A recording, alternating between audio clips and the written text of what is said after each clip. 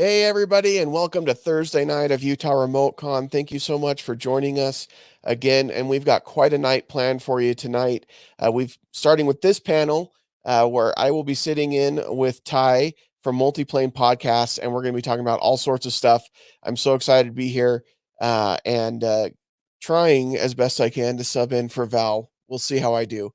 But after that, we've got stuff about Star Wars streaming on Disney Plus. So we'll be talking Mandalorian, all the stuff that's coming up. You don't want to miss that. And we've got some great prizes for you tonight.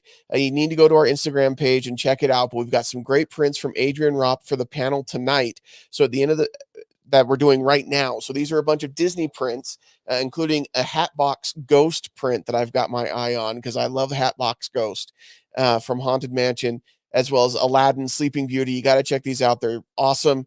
Go buy some tickets. Go to givebutter.com/Utah Remote Con. That's how you can buy some raffle tickets. And all the money that's raised there, it goes straight to JDRF, Juvenile Diabetes Research Foundation. This is a great charity that helps kids, families with type 1 diabetes. They're searching for a cure. They're supporting those families. It's just an awesome organization. As a parent of a type 1 diabetic, I can tell you that this organization is fantastic, and it's a cause that we can all get behind, and that's curing type 1 diabetes. So again, go check that out. It is givebutter.com/Utah Remote Con 2. You don't want to miss it. We will have a raffle at the end with a winner for you. But let me go ahead and bring on Ty, who's ready to get started talking about all things Disney. Ty, how are you, brother? I might have to fight you for that Hatbox Ghost. Oh man, it is sweet. If you haven't seen it, like it is. I have. It's the one illustration that I'm like, that would be the one that I'm all over. Especially because I'm such a Haunted Mansion dude. I bought some extra raffle tickets just to kind of up my chances to possibly win it. We'll see how it goes. Although it would be really weird now that I forgot that I was emceeing. So I'm like, I really kind of have to rig it so I don't win because I don't want. Like if I draw the name, yeah. Jake, this is lucky. Thank you. I won it. Oh, what a coincidence! but we know the artist. Adrian Ropp is a good friend of Tracy Mangum, who is on Movies That Make Us, and he's an incredible talent. So I think I can get my hands on it. Ty, we can get our hands on it afterward anyway. So okay, cool. Sounds good. So yeah, like Jake said, I'm Ty from Multiplane Podcast. We're here for Multiplane Live. So Multiplane, for those of you guys who don't listen in, we talk everything Disney, whether it be books, Disney Plus, film, the parks, you name it. If it's Disney, we'll talk about it. Jake, I'm really glad that I got you on this panel tonight. I feel like you're going to have a lot to offer. I hope so. I'm excited to see what topics you've got for us tonight. Yeah, and we'll excuse Val. Of course, she's just Miss Popular and everybody has to have her included. But hey, listen, man, I've been doing a podcast with her for a couple of years. I know all about it. She's awesome, though. Well, no, and it's a positive thing. Yeah. Yeah, for sure. Like her being in demand has gotten us through some great doors and into some great opportunities. So it's incredible. So basically, I wanted to start off with on Multiplane. You get a lot of opinions from me and Val. A lot of the times we butt heads on the different films and things that we're talking about. I want to first go into seeing what was your first connection to Disney, Jake? Man, my first connection to Disney, that's tough. Because it has been such a part of my life all growing up. It's hard for me to think of the one thing. I vaguely remember Fantasia as a kid. Like that's probably the first thing. Mickey in his sorcerer hat with the brooms. That's probably the first memory that I can think of. Obviously not live like in the theater, but like movie that I remember watching and sticking out to me. Okay, so would you say that Sorcerer Mickey is your favorite Mickey? Probably. I would have to say probably is my favorite. Yeah. Cool. That's one of the I feel it's a pretty good answer, like, and it's really common. I was about to say mine, if I had to choose my favorite Mickey, I'm a Steamboat Willie guy. Sure. That's me and my youngest brother. If you can find something with Steamboat Willie on it, we're like, take our money. Just go. Yeah. I've got the Steamboat Willie Lego set up here somewhere. You can't. I mean, Okay, it's hard to see it. It's buried a little bit behind some of the other stuff, but yeah, it's a classic, right? right. And that's when I first was able to see it on Disney Plus. I was getting super excited. That was like one of the first things that I looked up to see if Disney Plus would be carrying it. And yeah, Steamboat Willie was right there. You can still watch it. Nice. Um, Yeah. so going in, that was your early connection to it. What was I guess the first film that pulled you in? What was the VHS tape that you just had to go over and over? And yes, guys, back in the day, we had to start with VHS tapes. Okay, we didn't Yeah. have DVD or Blu-ray or streaming services. So when I was a kid, there a lot of the Disney cartoons and Disney movies that were out there were very princess centric, Yeah, and so I remember wanting to find one that wasn't. And so the first VHS that really stands out to me that I remember watching over and over again that we got our hands on, and I don't even think it was like an official Disney version. I think it was one that we recorded off of like Disney Channel when it was on or something, and it was Robin Hood because it wasn't about a princess; it was about a it had a male protagonist, and so that yeah. drew me into Robin Hood. Well, and that's the thing too. I think nowadays it's we still have Disney princesses, but we're not getting that same pipeline story where it's like, okay, she's in trouble. She needs someone outside to help her. Oh, there's going to be a few quirky sidekicks that are going to help either the dude helping her or, I mean, we still have sidekicks, but Sure. it's fun now that we have a wide range of the Disney princess where it's like, it's not cut and dry. Oh, she needs to be rescued. She needs to be rescued. Like one of my favorite modern Disney princesses is definitely Tiana from uh, Princess and the Frog. Absolutely, yeah. And Yeah, that's another thing. Yeah, she doesn't need to be rescued by the prince, man. She rescues the prince from being a frog, you know? exactly. Yeah, for sure. Hard working woman.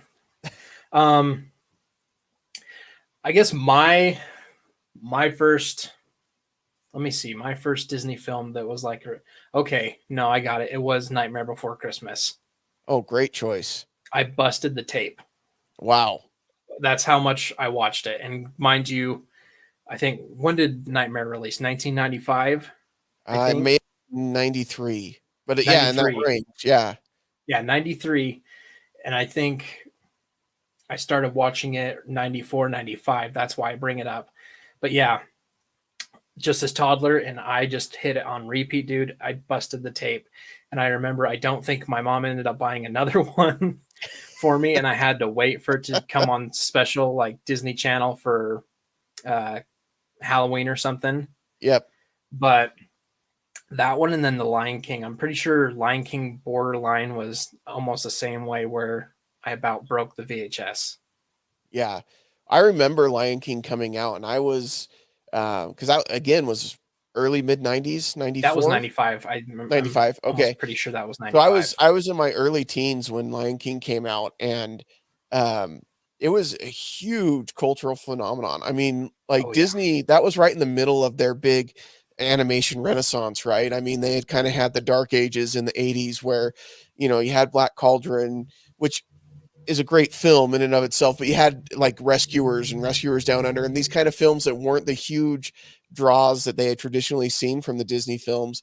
And then you had Beauty and the Beast kind of starting off this renaissance, and Little Mermaid and Lion King was right in the middle of that, and probably one of the best out of that renaissance time. I mean, Lion King is a great film.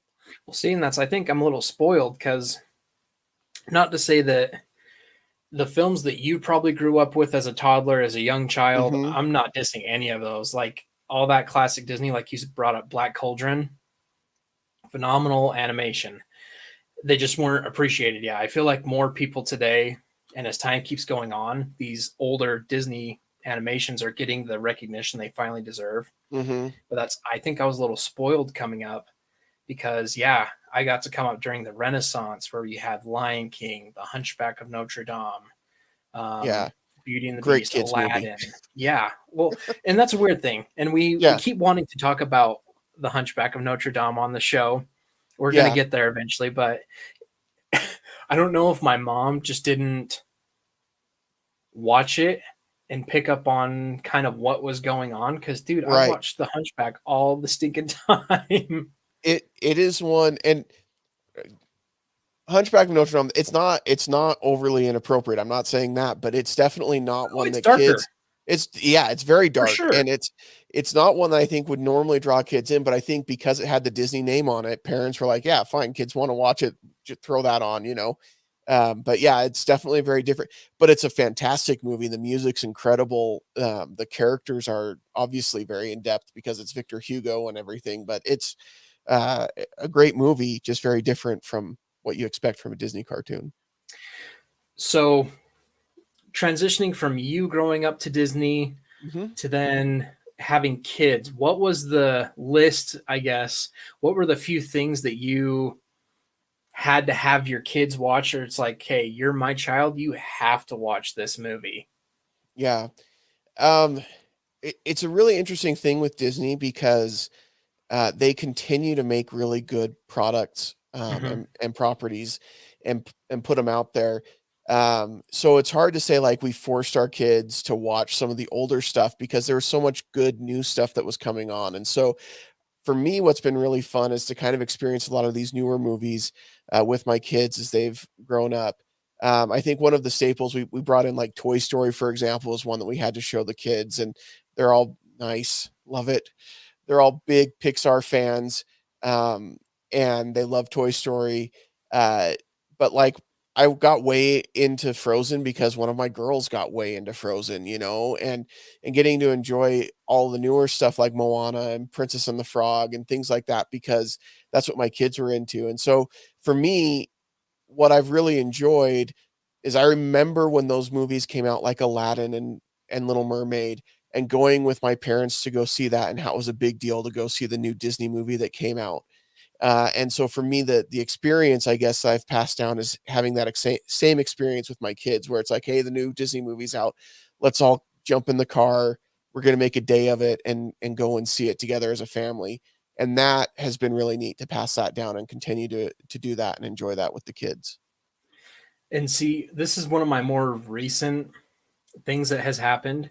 So it's funny. My daughter's kind of becoming like a pure little version of me with some of her movie preferences. It's Mhm. hilarious though, because for the longest time, Treasure Planet is hands down like one of my top 10 Disney animations ever. Okay. And it was one that, my daughter, it's funny. So Alice won't just sit, a lot of toddlers will sit and watch something and be entertained by it.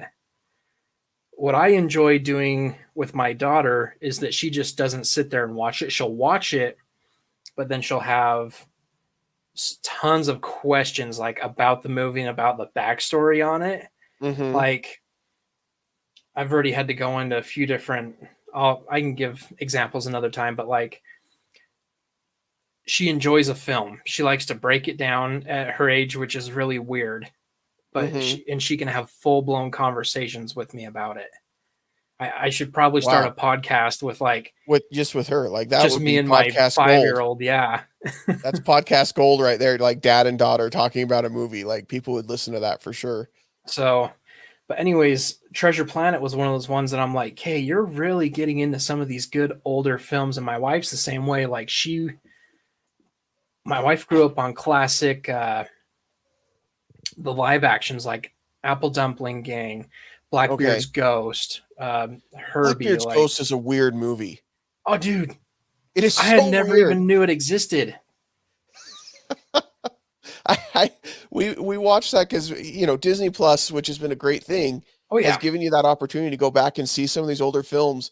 And I remember that was one that my dad talked about, Blackbeard's Ghost. And so my wife and I on a Sunday afternoon were like, well, let's just check it out.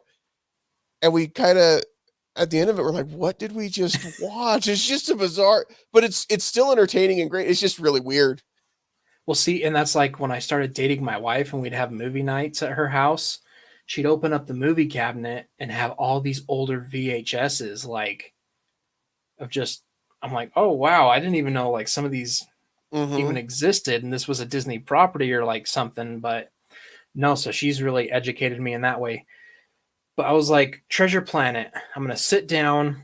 And it's funny because my wife had always been like, I don't like Treasure Planet.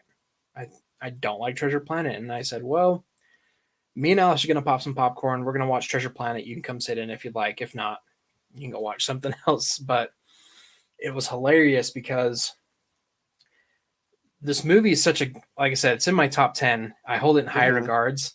And it's hilarious because we get to the point, spoiler alert, if you haven't watched Treasure Planet, they get It's through been the out a while now, it's been so out a while. You know, it's on Disney Plus, guys. Go watch it if you haven't seen it. yeah, for sure. They come through the portal after the world where all the treasures exploding, Mhm. and it gets that silent just moment, and you hear just that little music going through.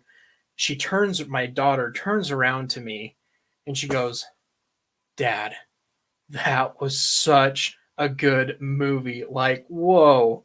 And it wasn't even finished yet. And I'm like, okay, thank you. You understand now. And Yeah, it's funny because then we get to the end, and then my wife's like, why have I never liked this movie? I'm because you like, were told not to. That's yeah, maybe. That's maybe someone, just gave you some bad beef on it. And I'm like, yeah. yeah, it was Treasure Planet and Atlantis kind of fit in that Oh, time frame where because, they're just the time that they were made. It was such a different direction for Disney to go on their animated movies. But yeah, Treasure Planet's great. oh, dude, Atlantis is Atlantis good is right there too. too. Atlantis is Yeah, right there with me. yeah. I That like was like, Treasure Planet more than Atlantis, but I'm more of a space sci-fi guy than I am like an underwater sci-fi guy. And so for me, Treasure Planet is just more in a setting that I like. oh man, I'm gonna have to do a head to head with that one because I don't even know which one I would say I like more. They're both Yeah. within that same sphere. Yeah. But yeah, I mean, we might have to do a show where we kind of break down both movies because they are from that same generation and time. Yeah. Yeah, for sure. Going into kind of sharing the ambiance of Disney with your family and kind of passing the new things on. Yeah, let's talk about. I know you're going to talk about streaming stuff on the next show, but I want to cover Disney Plus for a minute. Okay. Have you had any of those moments where they come up and say, Dad, have you seen this show on Disney Plus? And it's like a throwback, and you're like, sit down, kiddo. Let's Let's get into check this out. this. Um, there have been a couple that have kind of been like that. My uh, oldest started watching Game Changers on Disney Plus, the new Mighty Ducks series, Mm-hmm. because it popped up as you got to watch this, and I said, okay, okay. Now listen, this is great that you want to watch Game Changers, but let's pull up the original. And so I pulled up Mighty Ducks for him and turned that on for him. And then he sat and watched Mighty Ducks 2 and 3 and got way into it. And so that was kind of fun. But I think one of my favorite moments happened just the other day. My youngest, who's 4, um, he's been on a big YouTube kick lately. So we banned YouTube because he was watching ridiculous stuff on there. I'd have no idea what it was. Yeah. And I said, "Just find something on Disney Plus." And he's like, "Dad, we've gotta find the bouncing bears." I'm like, "The bouncing bears?" He's like, "Yeah, the bouncing bears because they're really, really silly." It's like they drink this juice and then they start bouncing everywhere. I'm like, "Gummy bears. You got it. Let's go put it on." Oh, And okay. he just loved gummy bears and just sat there and giggled the whole time while he was watching the show. And like, that was just great for me because I remember being into gummy bears, as part of that Disney afternoon where you had DuckTales and Chippendales Rescue Rangers, and gummy bears was one of the early um, products from that time. And so it was kind of fun. He's like, "Yeah, the bears, they're bouncing and they drink the." Okay, I think I know what you're talking about, and so that was fun. I think I had a very brief gummy or yeah, the gummy bears. And that's I'm Yeah, like there's a few on there though that I was like, this is a treasure trove. yeah, Seriously, like Darkwing Duck, sure. Tailspin, um, DuckTales, like you mentioned.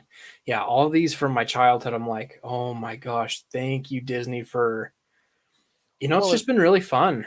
yeah, and it's been fun to have the kids watch them. I mean, that's one example, but they turn it on and they realize that there's something to these serialized cartoon shows as opposed to just some stupid YouTube thing that they find.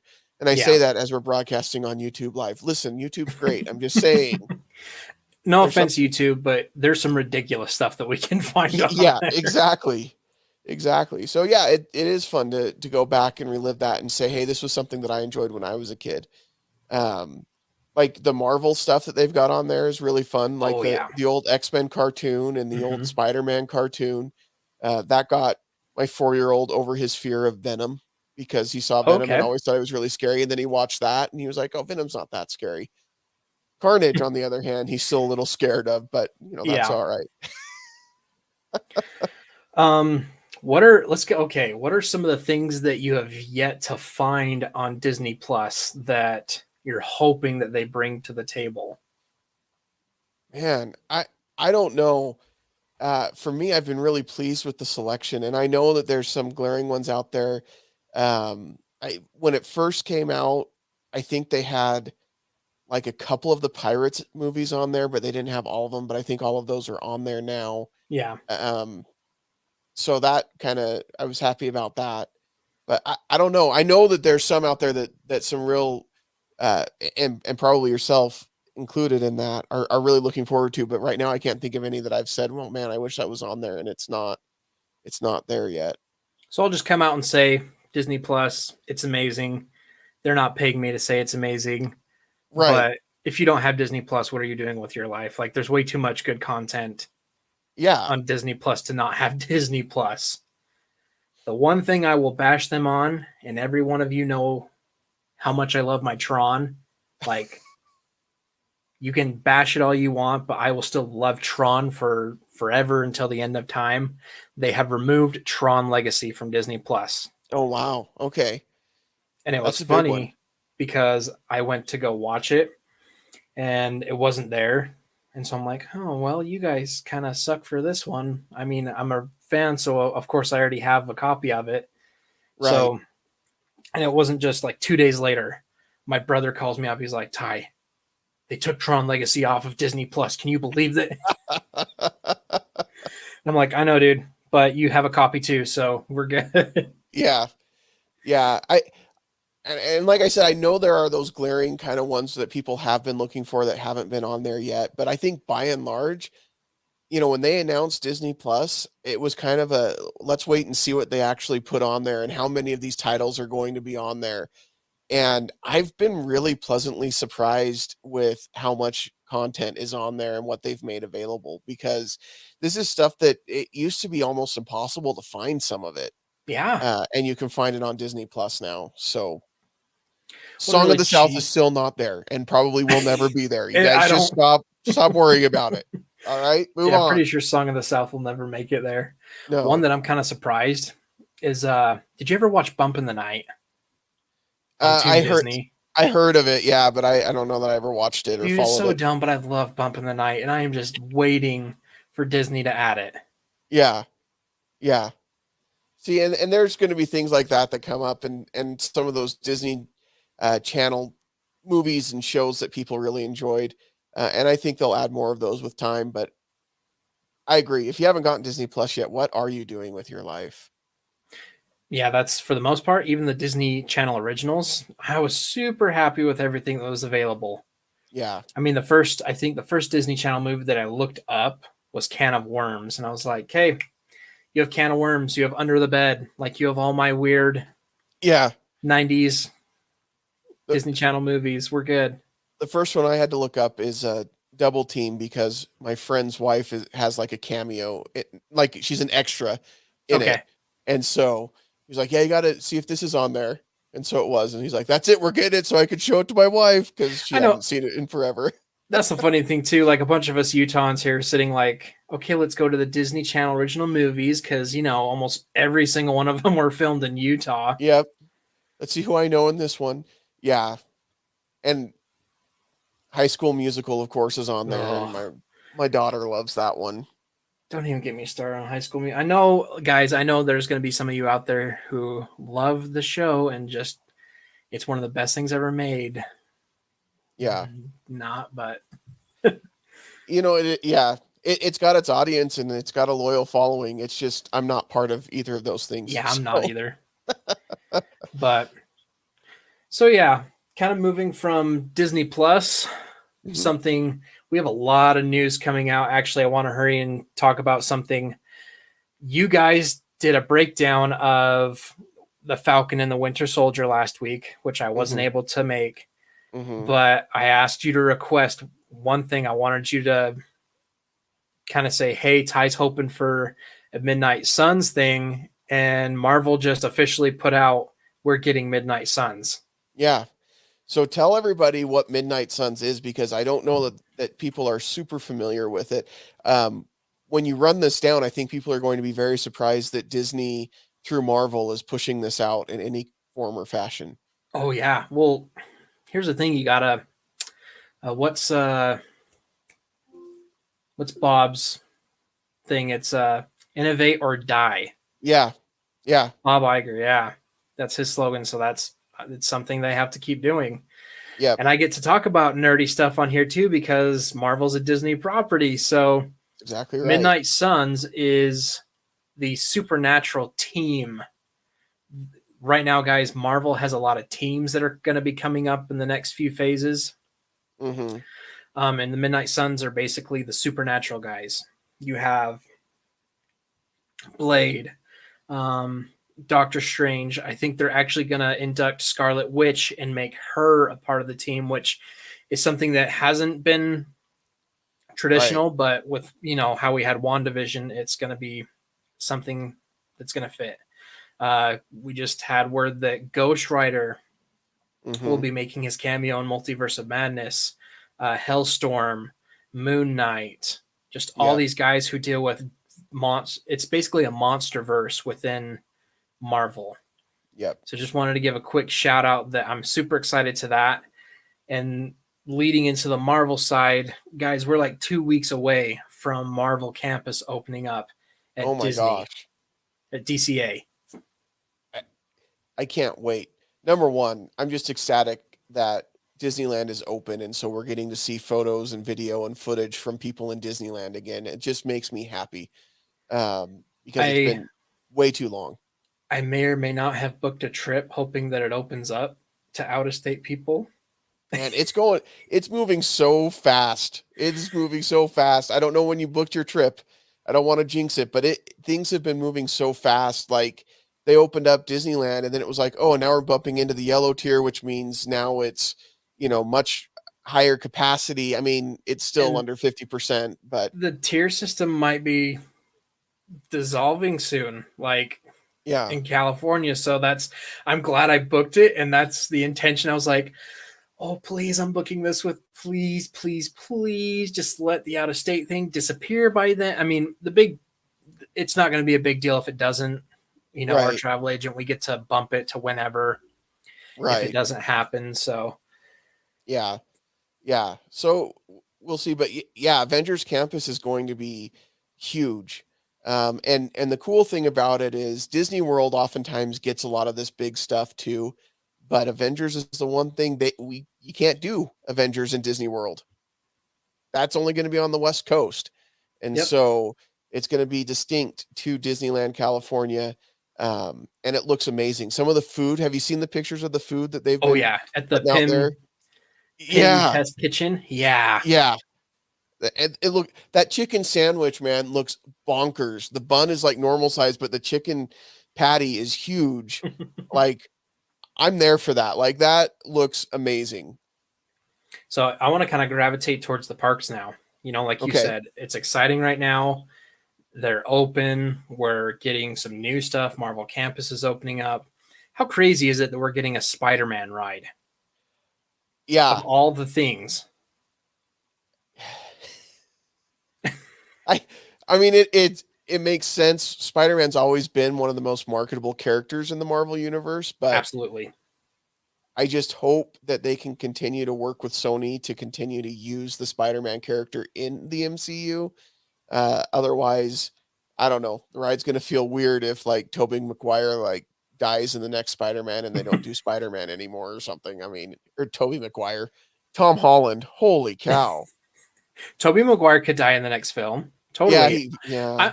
I'm guessing it's going to be Andrew Garfield, and then Miles is going to pop up in his timeline, and then Toby's going to be his like mentor. But Yeah, yeah. That could be. No, I think it's great that we're getting a Spider-Man ride though. I think that draws in the kids and it draws in the parents, like, and Disney kings of marketing that they are, the spider bots are going to sell like crazy. Oh yeah.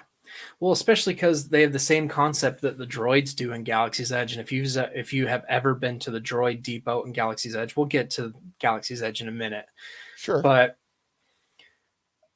yeah, first off, I'm super shocked that I'm agreeing with you that Spider-Man is easily one of the most marketable characters of the MC or of Marvel. Sorry, not MCU, but Marvel in general. Mm-hmm. It's just weird that they are doing a ride with the property that's co-owned Yeah. with someone else. This could have Yeah. easily been a Stark Industries ride where so for those of you guys who have not heard or read or done anything on this, the Spider-Man ride, you're basically going to be sitting in a big old box. This Mm-hmm. is designed similar to Toy Story Mania and Buzz Lightyear Astro Blasters, except you're not going to be having a controller that's like, oh, hit this button or pull this string. It's going to have about 100 and I think the number was 150 sensors around the box. And what Wow. I've learned now is that you're going to have this thing that you slide on your arm. And basically you're going to shoot these spider bots to do, it's an interactive game. And Wow. they just released that you can buy attachments that are going to be like make your game better, I guess. So you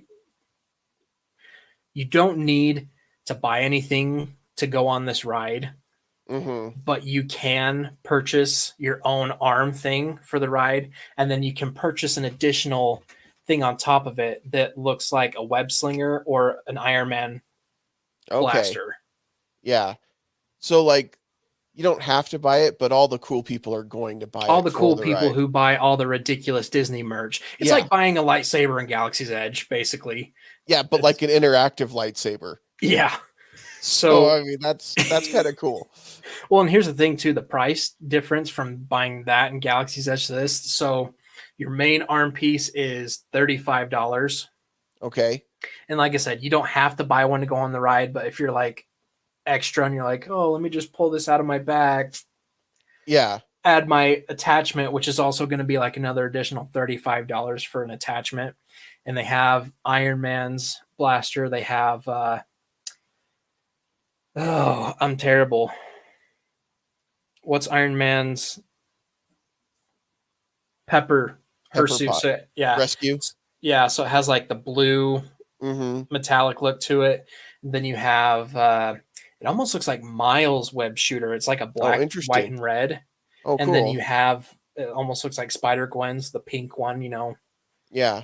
for little girls. But it's like it's Yeah. really cool. I'm not gonna be that much extra. Yeah, but something like that works in California at the parks because they've always been geared or targeted toward the local crowd. I mean, they're very much a local park compared to Disney World. And so Yeah, you're going to have a lot of people, whatever replaces annual pass. We don't know what that program's going to yeah. be yet, but you're going to have a lot of people that are coming back multiple times where it's like, yeah, let me pull this out because I come here every Saturday or whatever with my kids. And But here's the cool thing with the attachments that you can buy. It gives you a different ability, I guess oh, is the best cool. way to put it. So like your normal one's going to be webs Yeah. and you're going to shoot, but the one of them has like you attach it, you shoot 3 webs at once, or Okay. it's like an electric web that sends out a shock, or it's an Iron Man blast Yeah. that shoots the stuff. So like And you that's how said, they'll get you. yeah. Well, you got to um, experience it in every way, you know? yeah. So, So kind of while we're at the parks, I want to do another thing. I want to get to know Jake a little bit better. What was okay. your first experience at the parks? Like what was something that was memorable to you for just you at your first time going?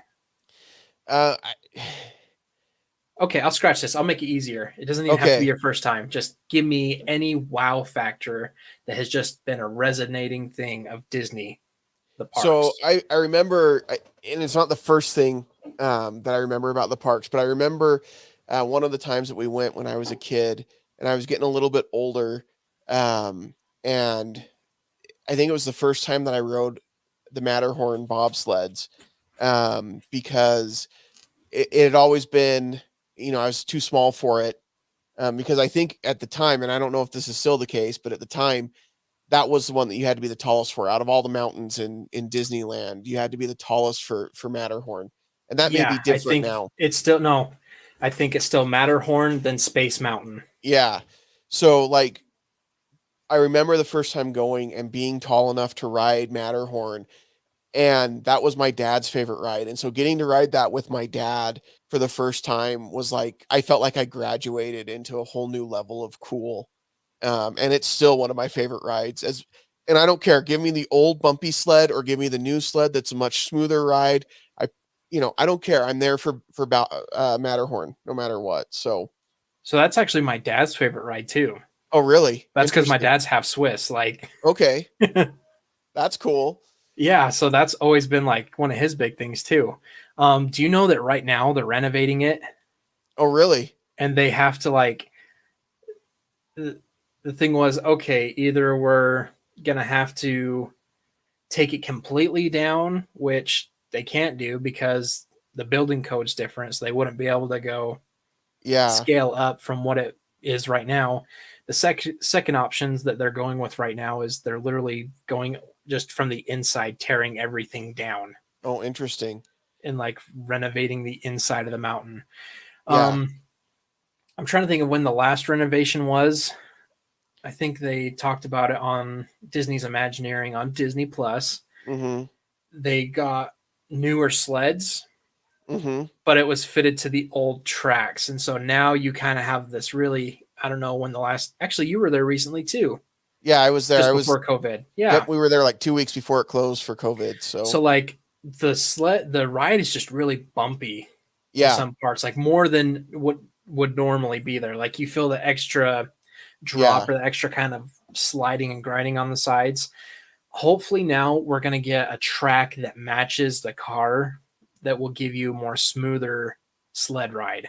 Oh, that'll be nice. So that's the one big one that's under renovation right now. I know that.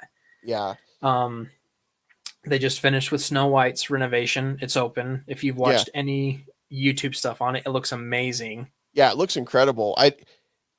I don't know how much less scary it is than it used to be, except they just took out Scary Adventure and replaced it with Enchanted Wish, but it looks incredible. I love it when they clean up these old classic rides, and just kind of give them a fresh coat of paint and just make them look even better than they did. So, Yeah.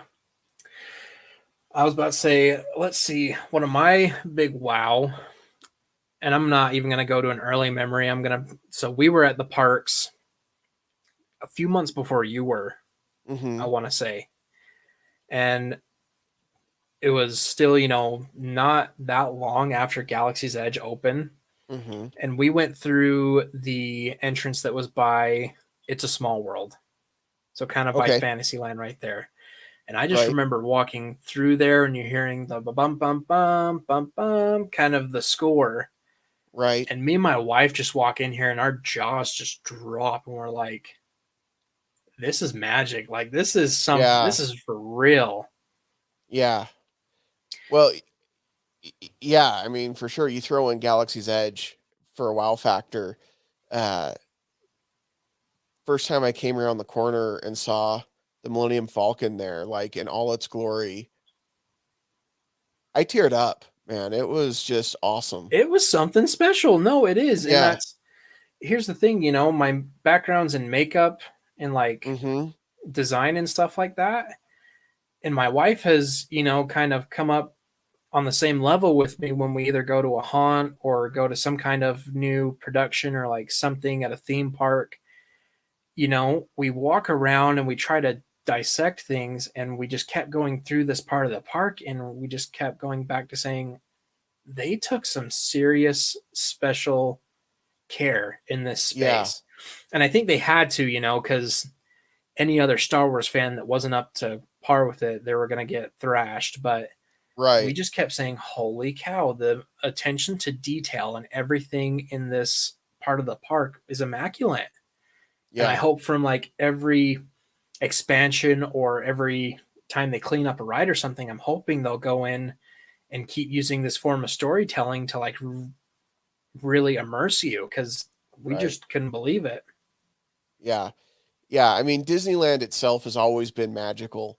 But it does take it to this next level of being immersed in this whole world. I mean, the fact that the Coke bottles are even a different shape when you're there, and I mean Yeah, and everything like the they really, Arabish on everything that, yeah. yeah, it's incredible. It's incredible. Have you built your own lightsaber yet? Sadly, I didn't the first time we went, and at the point that I regretted it, we were sitting in line at Smuggler's Run, Mm-hmm. and we had someone next to us with, the carrying case, and I was like, "Hey, man, this is gonna sound weird. Can I see the lightsaber? Like, can I check this Yeah. out?" And he was super cool about it. He's like, "Oh yeah, dude, here." And he's holding it. And we're just kind of looking at it, and I'm like, "This is seriously," because at Comic Con here or FanX, we have Ultra Sabers and a couple other Right. suppliers, and they do cool stuff. But I'm like, in Galaxy's Edge, holding a saber that was in the Star Wars universe that this guy made here. Yeah. I'm like, I totally regret not bringing my extra money and like budgeting this into our trip. But Yeah. no, on this next go, it's happening. Yeah. You got to do it. It's so cool. We budgeted it in, because my oldest wanted to do it, and I was like, well, I mean, if he gets a lightsaber, I I want a seen your lightsaber pictures. too. Yeah. Yeah, so we sat and we did it, and the whole time as he's, picking out the pieces he wants, as he's putting his lightsaber together, the whole time all I could think of is I am a Jedi like my father before me, and I'm like, this is so nerdy and cheesy, and I don't care because it was such a powerful moment. And Were you then guys able to record that at all? no, it because it was just the two of us that went in, and we were both building, so I wasn't able to record the whole session. I took some pictures while we were in there.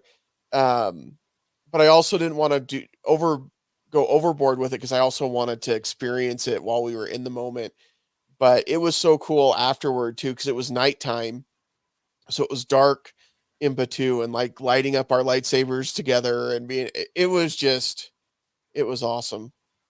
It was awesome. See, I'm making my wife come with me to record my entire Good building call. experience. And then if she's like, I kind of want a lightsaber, I'll be like, okay, well, we're waiting till tomorrow so I can record you doing yours. So, Yeah, good call. um, Disney has now thrown out the plans to possibly expand in Yes, Anaheim. yes, And it's not going to be a third park. It's basically what they're throwing out there is an expansion to both DCA and Disneyland. So I right. think if I'm trying to remember the map location right, it's at the end of where downtown Disney is, on that next block by the Mickey's and Friends parking complex, I think. Yeah, I think you're right. This again, so Disneyland would be able to expand up into this area behind whatever's right there, and then DCA would be able to come up back into there. Um, Right, a few things of the artwork that they've put out. It looks like they have Skull Rock from Peter Pan, which would be a major tribute considering it was in the original park when it first right, opened over in Fantasyland. Um, right. Arendelle, which why don't we have some? Why don't we have more Frozen? Because again, yeah, I Yeah, have little girls too, and if you've ever yeah, watched anything on the ride at Disney World, yeah. It looks that's something we amazing. need. Yeah, We need it. absolutely. Yeah, absolutely. It also had Rapunzel's tower was in the artwork, which I think would be pretty cool because my wife and daughter probably close to Frozen on how much they appreciate that movie. And then Zootopia was another thing included, which I'm trying to remember. I think it might be Shanghai that's Yeah. getting, or is it Hong Kong? I think it's Shanghai, but Shanghai's getting a Zootopia area. yeah, Um, what's something that you would want to see come into this new space if it were coming up like super quick? yeah. I would, man, That's a tough question. I feel like they've given me everything I want with Galaxy's Edge. Like I'm a happy camper, and they're doing Avengers Campus. Um, I would, I love the idea of them bringing some of these older um, titles in. I would love to see something more from since they're putting some of these old Fantasyland type titles in there, like Peter Pan, Skull Rock. I'd love to see something from Sword in the Stone or Robin Hood. Oh, Either of those are two of my favorite classics. And you've got the Sword in the Stone in Fantasyland. But I'd love to see something more from Sword in the Stone. I'd love to see something more from Robin Hood. Either one of those would be awesome. So, someplace where you could see the characters from Robin Hood would be fun because they don't come out very often, and so it would kind of be neat yeah. to have a meet or something. First and foremost on my list, I want a Tron coaster in Okay, Anaheim. yeah, yeah, I could see that I being on know your list. it's not throwback by any means, but Sure, like we're getting one in Walt Disney World, which makes me happy enough that I don't. I mean, it would be cool to go out, to yeah, different. I want to go to a foreign park. It's on my list to kind of, at least get to Paris or Disneyland. Yeah, because I want to do the right, Haunted Mansion there. yeah. But not having to do the extra traveling to get another ride that I want here. I want the Tron coaster in Anaheim, and they wouldn't even need to throw that in the new edition. They could totally rip out Autopia and do. What? That's blasphemy. Are you an Autopia fan? No, I'm not. I'll be honest, my kids love it, but I think it is one of those rides that even for nostalgia purposes, it holds no like sentimental value to me.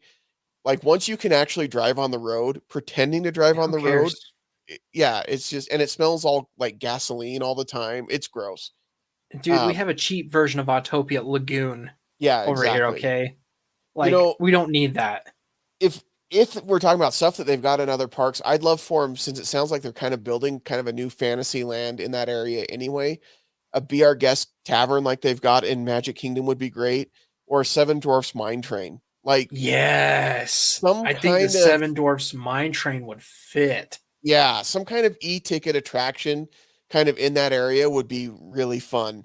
Because really Fantasyland has Matterhorn and that's it. It'd be nice to have a big attraction like that too. So I don't know. Um, the only other one that I would want that a lot of other people have talked about, I think we need a Villains Land. Oh yeah, that's been talked about for a long time. We People have need it wanted though. Like, I villains. think it would Yeah. fit. And it's Yeah. just not something that you would see, during the Halloween season. It's something that would be there. The villain, the villains in the animated versions of some of these Yes. stories Yeah. are spectacular, and I think we need to pay You them a don't want little an bit more Emma Stone tribute. Cruella walking Yeah, around. well, that's yeah, This is awesome. We've been talking. We've got like 2 minutes left before the panel ends. I could sit here and talk about Disney stuff, and especially as we get into the parks, I'm a yeah. huge Disney parks nerd. I could talk about it all night, but unfortunately, I have to like be responsible and not do that. So, I do want to announce our winner for the panel for the Adrian Ropp Prince. So Tyler and I will be chasing you down to get the Hatbox Ghost. I don't know which one of us will find you first, but Colin Farmer is the winner for our drawing tonight. So congratulations, Colin. That Lock your doesn't doors seem. tonight, Colin. Yeah, exactly. I know where you sleep. It's fine. I know where It's you normal. sleep. It's normal. But yeah, congratulations. We are so grateful to Adrian Ropp for providing that through Tracy for us because they are incredible art pieces.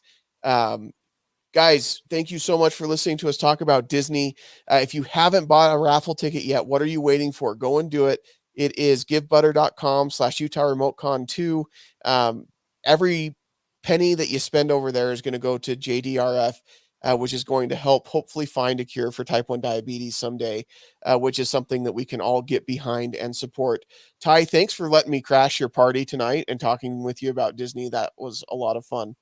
Hey, glad to have you, man. Like I said, we'll have to continue in RemoteCon 3 and just keep on Absolutely. rolling. Absolutely. All right, everybody. Thanks for listening, and we'll see you later. Have a good night, guys.